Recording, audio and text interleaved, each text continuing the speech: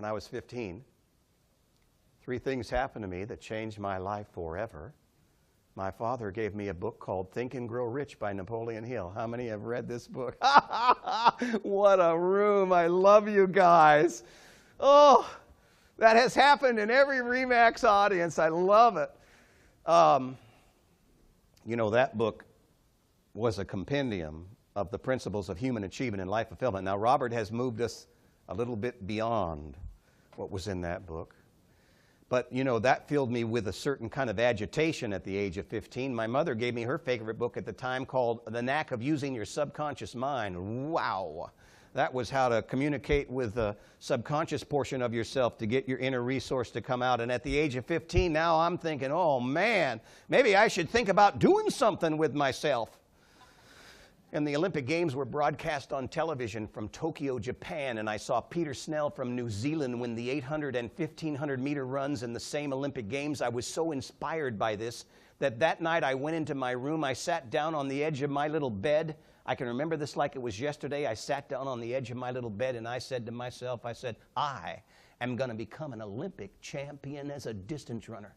Now, prior to that moment, I never even liked to walk to school in the mornings.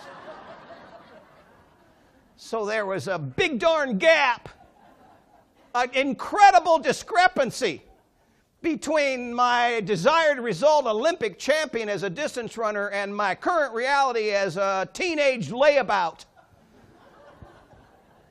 But the bigger the gap, the more the energy, you are so good. The bigger the gap, the more the energy is available if your commitment is in place ahead of time and is persistent enough over a long enough period of time for the resolution to take place. And the resolution will continue as long as you choose to create that result. And you continue to translate the structural tension into action to take you from A to B. 6 weeks later, I was running 6 miles a day, 7 days a week. This freaked my parents out. This freaked me out. This is the only pattern yet discovered that actually creates energy from within the human system, independent of your health, diet, and sleep patterns. This thing just creates energy. And that's what we need. We need more energy, and structural tension is available. We can create it anytime we develop the consciously chosen discrepancy between the 2 points of reference. So I never made it to the Olympics. I never even made it to the Olympic trials, but 2 years later, I did win the California State High School Cross Country Championship. And I was offered 5 full-ride athletic scholarships to major universities in America.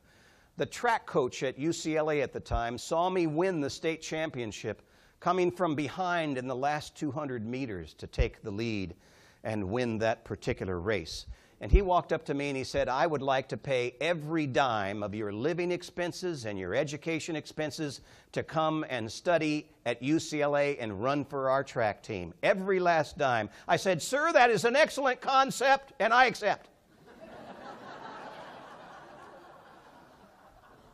Now, I never made it to the Olympics, but I was team captain of the track team and the cross-country team, and I was stadium record holder in the 2-mile when I was there. That, believe it or not, is a picture of me.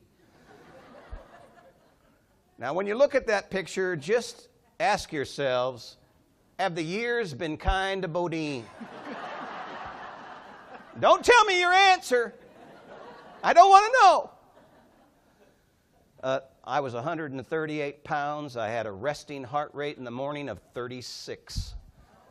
I was running 20 miles a day, 7 days a week. I kept that up for 10 years because I was training for the Olympic Games.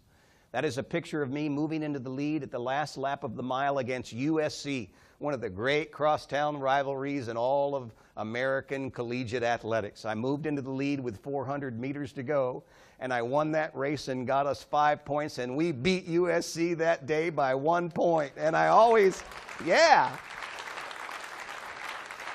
felt personally responsible.